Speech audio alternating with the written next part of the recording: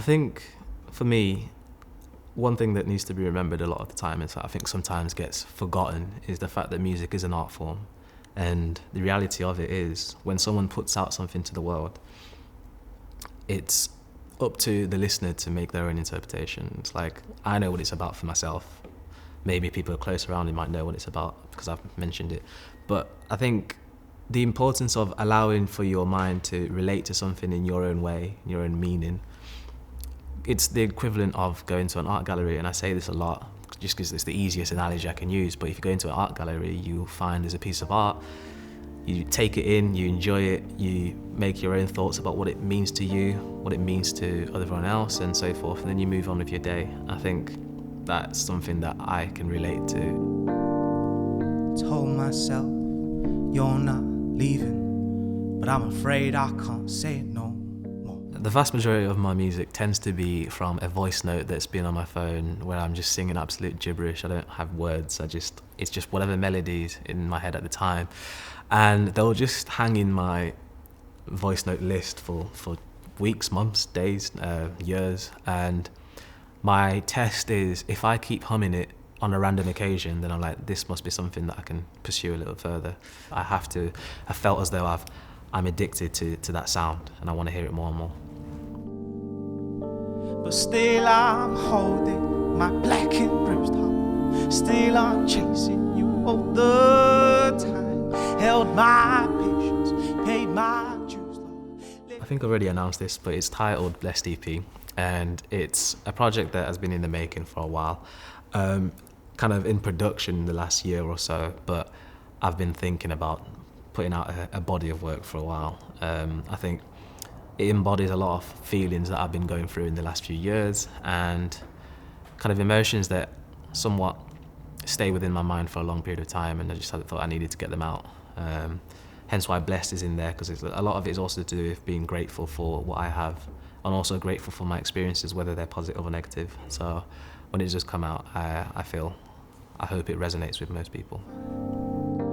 I said that I'm blessed, I'll find you easy on my own. I said that I'm blessed, I'll find you easy on my own. 𝘵𝘮𝘮 is a track about my dear mother, who I love to bits. It's just, I guess, growing up, we had kind of a relationship that wasn't necessarily the closest. I think, without going into too much detail, I think her form of parenting was to be providing, and she worked hard, and she's someone that I consider like a strong woman, and I look up to her, and I love her to bits for that.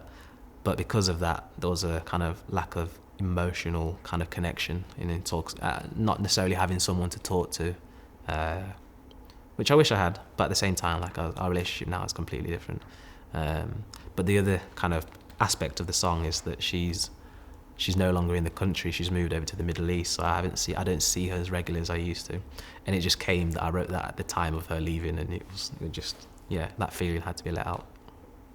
You know what? It's one thing that's quite daunting about being a musician and being a singer, and that's what I discovered when I released that to the world, because it's something that I held so close to myself and had written for a while, and just those feelings that were there. And when you share it to the world, it's like you're opening yourself up for scrutiny. You're letting people have their own comments and opinions of what my music should be or what they think it's about, which is fine. But it's like, when I know something means a lot to me, it's a hard thing to just gift to the world and kind of let it go. But it was important because it was the first step, and it's because it's something that was quite, tough times for myself. It only makes it more of a passionate song to sing live. I tend to kind of get in my feels a lot every time I sing it, just because I can start thinking about that time and that moment. I was born in Zambia, in Ndola, and so it's a bit hazy, my memory of because I was 6 years old when I first moved over. I think just the most comparable thing is like the heat and the amount of family that you have in different locations. I